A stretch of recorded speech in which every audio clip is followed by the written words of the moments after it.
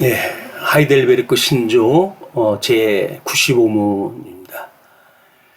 우선 성경을 먼저 보실까요? 에베소서 5장 5절 이하입니다. 너희도 정녕 이것을 알거니와 음행하는 자나 더러운 자나 탐하는 자 곧 우상 숭배자는 다 그리스도와 하나님의 나라에서 기업을 얻지 못하리니 누구든지 헛된 말로 너희를 속이지 못하게 하라. 이로 말미암아 하나님의 진노가 불순종의 아들들에게 임하나니 그러므로 그들과 함께 하는 자가 되지 말라. 지난 시간에 93은 제1계명에서 하나님께서 무엇을 요구하십니까? 라고 내용이었었는데 95문은 우상 숭배란 무엇입니까? 라고 하는 질문으로 시작이 되어집니다.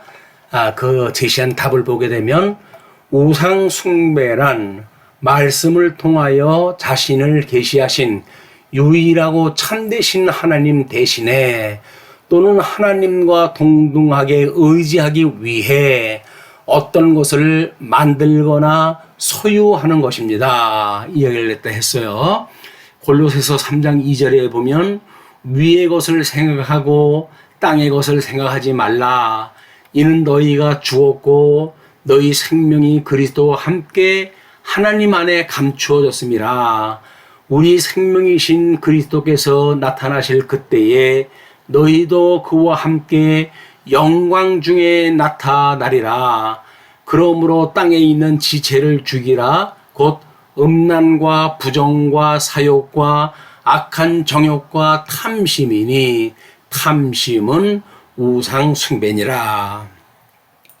자, 우리 우상 숭배란 무엇인가에 하나님께서 창조를 하신 내용을 보게 되면 이 사단도 하나님이 창조하신 걸 우리가 볼 수가 있겠죠. 왜냐하면 창조 사역 중에 하나님께서 빛과 어둠을 나누셔가지고 이 빛과 어둠으로 하여금 생명과 사명으로 구분을 하셨거든요.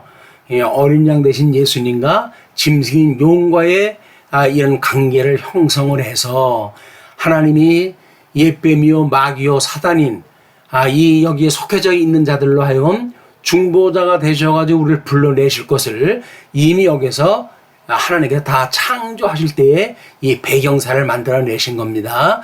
윗물과 아랫물로 나눠놨던 그런 그 상태도 마찬가지겠죠.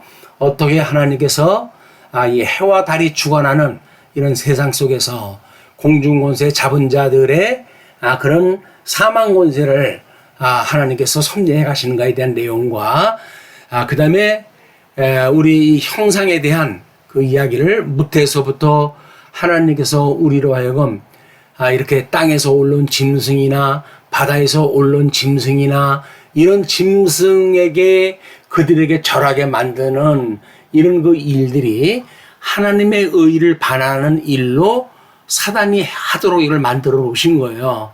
그래서 우리 하나님의 섭리와 사단의 사역을 보게 되면 계시의 영광과 의의 영광과 기업의 영광을 하나님은 우리한테 보여주시는데 우리의 사단의 권세를 보게 되면 모든 계시의 영광을 도구화하고 현세적으로 이걸 해석을 하게 합니다.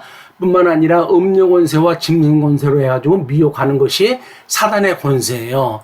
타락인의 그 욕심을 보게 되면 생존욕, 명예욕, 정치욕으로 이제 있는데 예수님이 시험을 받았을 때도 마찬가지지만 아담의 실체적인 미혹이 선과 악을 알게 하는 과일나무 열매를 보니까 먹음직스럽고 보암직스럽고 탐스럽게 헐만한 이런 미혹을 당하게 하지 않습니까?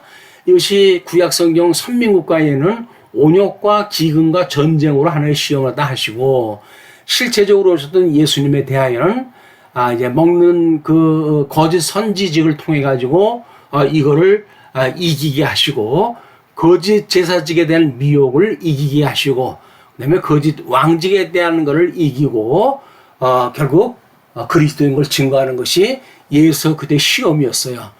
이것이 그래서 성도의 시험도 여전히 우리가 육신의 정욕과 안목의 정욕과 이생의 자랑으로 끊임없이 우리가 시험에 들 수밖에 없다. 그래서 복음적인 원리는 끊임없이 우리가 사적생의 원리로 사회적인 질서를 삼고 연주보의 원리로 경제 원리를 삼고 봉죽치의 원리로 해가지고 통치언역의 원리를 삼는 것이 이것이 복음을 깨달은 자들이 마땅히 해가는 그런 내용이다. 자, 그래서 우리 이렇게 끝을 맺죠. 하늘에 계신 우리 아버지여, 이름이 거룩히 여김을 받으시오며 나라가 임하시오며, 창조사역이라고 그렇게 이야기를 했어요. 그래서 뜻이 하늘에서 이루어진 것 같이 땅에서도 이루어지이다. 이미 창조사역이 맞춰졌기 때문에 창조사역에 대한 것을 보존하시고 협력하시고 통치하시는 이런 섭리사역이 있는데, 그 섭리사역 안에 하나님께서 하늘에서 다 이루어진 것처럼 이 땅에서도 이루어주세요, 그 이야기예요.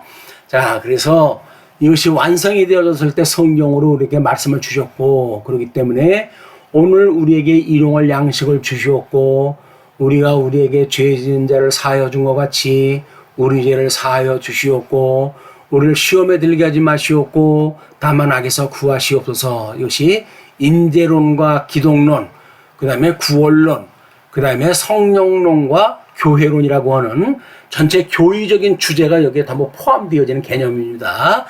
이렇게 우리가 신앙생활을 해가면서 기독교 세계관으로 굳게 배운 공부와 익힌 공부를 갖다 해가면서 나라와 권세와 영광이 아버지께 영원히 있사옵니다, 이렇게 하는 것을 배운 공부와 익힌 공부를 갖다 해가는 것이 성도들의 신앙생활이라고 이렇게 이야기를 했습니다. 이러한 그 내용은 삼위일체 하나님에 대한 내용과 또는 우리 이 사도신경에서 창조와 섭리를 하셨던 천지를 만드신 하나님 아버지를 내가 믿사오며, 그렇죠? 그의 독생자 예수 그들을 믿사오니 이는 독생자 마리아에게 낳으시고, 그래서요 이제 예수님이 오셨을 때 지상 사역을 한 것이 동정녀 마리아에게 낳으시고 본디오 빌라도에게 고난을 받으사 십자가에 못 박혀 죽으시고 장자한 지 사흘 만에 다시 부활 승천하셔서 하늘에 오르사 했어요. 그래서 하늘에 오셔가지고 천상 사역을 한다고 그랬어요. 하나님 보좌 우편에 앉아 계시다가 저기로부터 산 자와 죽은 자를 심판으로 오실 것이다, 이렇게 이야기를 했죠. 이것을 우리는 성자 하나님의 사역과 성령 하나님의 사역을 믿게 되어지는 거예요.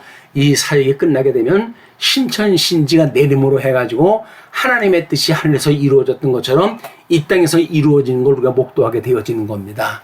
자, 그럼 이렇게 끝을 맺겠습니다. 주 예수 그리스도의 은혜와 하나님의 사랑과 성령의 교통하심이 이 말씀을 들은 모든 무리들과 함께 있을지어다. 아멘.